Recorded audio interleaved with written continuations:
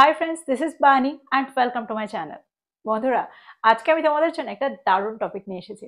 আমরা প্রায় শুনে থাকি ক্লেভড সেন্টেন্স। ক্লেভড সেন্টেন্সগুলো কোনগুলো হয়, অর্থাৎ কোনগুলোকে আমরা ক্লেভড সেন্টেন্স বলতে পারি। দেখো, আমরা প্রায় বলে থাকি আমি সেই ব্যক্তি, তুমি আমাকে সাহায্য করেছিলে, আমি তোমাকে সাহায্য করেছিলাম, আমি চিৎকারটা শুনতে পেয়েছিলাম।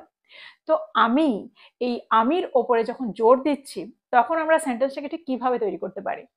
যদি আমি বলি আমি বাণী মুখার্জি, বাণী মুখার্জি, কিন্তু আমি বাণী মুখার্জি, এই সেন্টেন্সটা তোমরা কিভাবে তৈরি করবে? দেখো, এখানেই আমরা আটকে যাই। আজকে আমরা এই ধরনের কিছু সেন্টেন্স দেখব।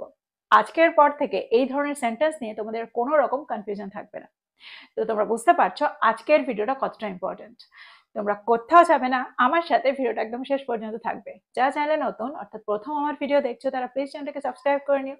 তাহলে যখনই আমি ভিডিও আপলোড করবো তোমরা নোটিফিকেশন পেয়ে যাবে। তো আর দেরি না করে চলো শুরু করা যাক আজকের ভিডিও। যদি আমি বলি আমি বাণী মুখার্জি, সেন্টেন্সটা কি হবে? I am Bani Mukherjee. এই সেন্টেন্সটা আমরা সবাই জানি। যখন আমাদের নাম বলতে হয় তখন আমরা এই সেন্টেন্সটারই ব্যবহার করি। যদি আমি বলি আমি রাহুল গুপ্তা, আই অ্যাম রাহুল গুপ্তা। কিন্তু এবার যদি আমি বলি আমি বাণী মুখার্জি, আমি, এই সেন্টেন্সটাকে আমরা কিভাবে তৈরি করব? দেখো, এখানে আমরা একটা স্ট্রাকচার ব্যবহার করব সবার আগে। এটা হলো it is. It is I who am Bani Mukherjee. দেখো, হু এর পরে কিন্তু আমরা ইজ এর ব্যবহার সেন্টেন্সে করলাম না। সেন্টেন্সটাকে খুব ভালো করে দেখো। এখানে আমি আই এর ব্যবহার সেন্টেন্সে করেছি। ইট ইজ আই। আই অনুযায়ী আমরা এখানে হেল্পিং ভার্বটাকে ব্যবহার করব। যেহেতু এখানে আই রয়েছে, সেহেতু আমরা আই এর সাথে অ্যাম এর ব্যবহারই করে থাকি। I am Bani Mukherjee. তো ইট is I who am Bani Mukherjee, সেন্টেন্সটা এটাই হবে। তোমরা যদি স্পোকেন ইংলিশে ইটস মি এই স্ট্রাকচারটা ব্যবহার দেখো, তাহলে কিন্তু সেন্টেন্সটা ভুল হয়ে যায়। স্পোকেন ইংলিশে প্রায় স্ট্রাকচারটা ব্যবহার করা হয়, ইটস আই এর জায়গায় ইটস মি এর ব্যবহার হতে দেখা যায়, কিন্তু সেন্টেন্সটা ভুল হয়ে যায়। যদি আমি বলি it's me who am Bani Mukherjee, তাহলে কিন্তু সেন্টেন্সটা ঠিক হলো না। যদি আমি বলি ইটস মি হু ইজ বাণী মুখার্জি, তাহলেও কিন্তু সেন্টেন্সটা গ্রামাটিক্যালি ভুল। আমরা এই ধরনের ব্যবহার মাঝে মাঝে স্পোকেন ইংলিশে হতে দেখি, but this is not correct. কিছু সেন্টেন্স দেখো, সেন্টেন্সের মধ্যে দিয়ে তোমরা আরো ভালো করে বুঝতে পারবে। যদি আমি বলি আমি দায়ী, আমি দায়ী, যদি সেন্টেন্সে যদি আমরা শুধু এটুকু বলতে চাই আমি দায়ী, তাহলে সেন্টেন্সটা কি হবে? I am responsible. কিন্তু যদি আমি বলি আমি দায়ী, তাহলে সেন্টেন্সটা কি হবে? It is I who am responsible. It is I who am responsible. তো তোমরা বুঝতে পারছো সেন্টেন্সটাকে আমরা ঠিক কিভাবে তৈরি করছি। যদি আমি বলি আমি দেরি করেছি, তাহলে সেন্টেন্সটা কি হবে? It's I who am late. It's I who am late. পরের সেন্টেন্সটা দেখো, আমি বিপদের মধ্যে আছি। It's I who am in danger. It's I who am in danger. এবার যদি এই সেন্টেন্সটাকে আমরা পাস্ট টেন্সে রাখতে চাই, তাহলে সেন্টেন্সটা কি হবে? অর্থাৎ যদি আমি বলি আমি বিপদের মধ্যে ছিলাম, তাহলে সেন্টেন্সটা কি হবে? It was I who was in danger. It was I who was in danger. পরের সেন্টেন্সটা দেখো, যদি আমি বলি আমি তোমার জন্য অপেক্ষা করছি, তাহলে সেন্টেন্সটা কি হবে? I am waiting for you. I am waiting for you. কিন্তু যদি আমি বলি আমি তোমার জন্য অপেক্ষা করছি, তাহলে সেন্টেন্সটা কি হবে? It is I who am waiting for you. It is I who am waiting for you. এই সেন্টেন্সটাকে যদি আমি পাস্ট টেন্সে রাখতে চাই, তাহলে সেন্টেন্সটা কি হবে? It was I who was waiting for you. That means আমি তোমার জন্য অপেক্ষা করছিলাম। পরের সেন্টেন্স দেখো, আমি এটা নিয়ে ভাবছি। ইট is I who am thinking about it. It is I who am thinking about ইট। যদি আমি বলি আমি এটা নিয়ে ভাবছিলাম বা আমি এই সম্পর্কে ভাবছিলাম, তাহলে সেন্টেন্সটা কি হবে? It was I who was thinking about it. It was I who was thinking about it. তো তোমরা বুঝতে পারছো এই ধরনের সেন্টেন্স আমরা কিভাবে তৈরি করছি। এবার আমরা দেখব এখানে আমরা আই এর জায়গায় যদি হি বা শি এর ব্যবহার করি, তাহলে সেন্টেন্সটা কেমন হয়। যদি আমি বলি সেই তোমার জন্য চিন্তিত, তাহলে সেন্টেন্সটা কি হবে? ইট ইজ হি বা it is she who is worried about you. It is she who is worried about you. যদি আমি বলি আমি তোমার জন্য চিন্তিত, তাহলে সেন্টেন্সটা কি হবে? It is I who am worried about you. That means আমি সেই ব্যক্তি, আমি ছাড়া আর কেউ নয় যে তোমার জন্য চিন্তিত। এরকম অর্থে আমরা সেন্টেন্সের স্ট্রাকচারটা ব্যবহার করি। সেন্টেন্সটাকে খুব ভালো করে বুঝে নাও। দেখো, সবার আগে আমরা ইট ইজ এই স্ট্রাকচারটা ব্যবহার করেছি। তারপরে আমরা একটা প্রোনাউনের ব্যবহার সেন্টেন্সে করব। তারপরে আমরা একটা রিলেটিভ প্রোনাউন, দ্যাট মিনস হু এর ব্যবহার সেন্টেন্সে করেছি।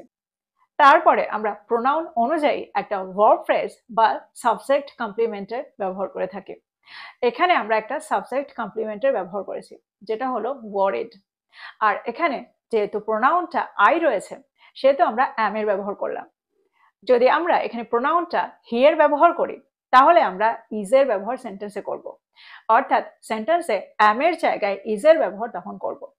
তারপরে আমরা একটা ভার্বের ব্যবহার সেন্টেন্সে করে থাকি বা একটা সাবজেক্ট কমপ্লিমেন্টের ব্যবহার করে থাকি। আরো সেন্টেন্স এখন তোমরা আরো ভালো করে বুঝতে পারবে। যদি আমি বলি সেই আমার বন্ধু, তাহলে সেন্টেন্সটা কি হবে? ইট ইজ হি বা it is she who is my friend. It is she who is my friend. এবার যদি আমি বলি সেই আমার বন্ধু ছিল, তাহলে সেন্টেন্সটা কি হবে? It was he who was my friend. It was she who was my friend. যদি আমি বলি তিনিই দায়ী বা সেই দায়ী, তাহলে সেন্টেন্সটা কি হবে? ইট ইজ হি বা it is she who is responsible. It is she who is responsible. পরেরটা দেখো, তিনি আজ আসছেন। ইট is he who is coming today. It is he who is coming today. দেখো, এখানে আমরা ইট ইজ তারপরে একটা প্রোনাউনের ব্যবহার সেন্টেন্সে করেছি। তারপরে হু, দ্যাট মিনস রিলেটিভ প্রোনাউনের ব্যবহার এখানে করেছি। তারপরে প্রোনাউন অনুযায়ী আমরা একটা ভার্ব ফ্রেজের ব্যবহার সেন্টেন্সে করেছি। অর্থাৎ এখানে ইজ কামিং এটা হলো একটা ভার্ব ফ্রেজ। এখানে কিন্তু আমরা সাবজেক্ট কমপ্লিমেন্টের ব্যবহার করিনি। যখন কোনো কাজ করা বোঝাবো, তখন আমরা সেখানে ভার্ব ফ্রেজের ব্যবহার করে থাকি। এবার যদি আমি বলি তারাই শব্দ করছে, তাহলে সেন্টেন্সটা কি হবে? It is they who are making noise. It is they who are making noise. দেখো, এখানে প্রোনাউনটা যেহেতু দে রয়েছে, আমরা দে অনুযায়ী এখানে হেল্পিং ভার্বের ব্যবহার সেন্টেন্সে করেছি। That means R making noise. যদি আমি বলি তারাই আমাদের সাহায্য করছে, তাহলে সেন্টেন্সটা কি হবে? It is they who are helping us. It is they who are helping us. যদি আমি বলি তারাই আমাদের সাহায্য করছিল, তাহলে সেন্টেন্সটা কি হবে? It was they who were helping us. It was they who were helping us. দেখো, এখানে কিন্তু আমরা ওয়ারের ব্যবহার করেছি দে অনুযায়ী। যেহেতু সেন্টেন্সটা পাস্ট টেন্সে রয়েছে, সেহেতু আমরা ওয়ারের ব্যবহার সেন্টেন্সে করেছি আর এর জায়গায়। পরেরটা দেখো, তারাই ঘর পরিষ্কার করছে। যদি আমি বলতাম তারা ঘর পরিষ্কার করছে, তাহলে সেন্টেন্সটা কি হতো? দে আর ক্লিনিং দ্য রুম। কিন্তু যেহেতু আমি বলছি তারাই ঘর পরিষ্কার করছে, ঘরটা পরিষ্কার করছে, তাহলে সেন্টেন্সটা কি হবে? It is they who are cleaning the room. যদি আমি বলি তারাই ঘর পরিষ্কার করছিল, it was they who were cleaning the room. It was they who were cleaning the room. তো তোমরা বুঝতে পারছো সেন্টেন্সগুলোকে আমরা কিভাবে তৈরি করছি। এবার যদি আমরা দের জায়গায় ইউ এর ব্যবহার করি, তাহলেও সেন্টেন্সের স্ট্রাকচারটা কিন্তু একই থাকবে। যদি আমি বলি তুমি আমার সবচেয়ে ভালো বন্ধু, তাহলে সেন্টেন্সটা কি হবে? It is you who are my best friend. It is you who are my best friend. তুমি আমার ভালো বন্ধু ছিলে, তাহলে সেন্টেন্সটা কি হবে? It was you who were my best friend. It was you who were my best friend. পরের সেন্টেন্সটা দেখো, তুমি ঝামেলা সৃষ্টি করছো। It is you who are causing the trouble. It is you who are causing the trouble. তুমি সব সময় দেরি করো। It is you who are always late. It is you who are always late. তো এই সেন্টেন্সগুলোর মধ্যে দিয়ে আমার মনে হয় তোমরা বুঝতে পারছো এই ধরনের সেন্টেন্স আমরা কিভাবে তৈরি করতে পারি। তোমাদের মনে একটা প্রশ্ন আসতে পারে যে এই স্ট্রাকচারে আমরা কি ফিউচার টেন্সের সেন্টেন্স রাখতে পারি?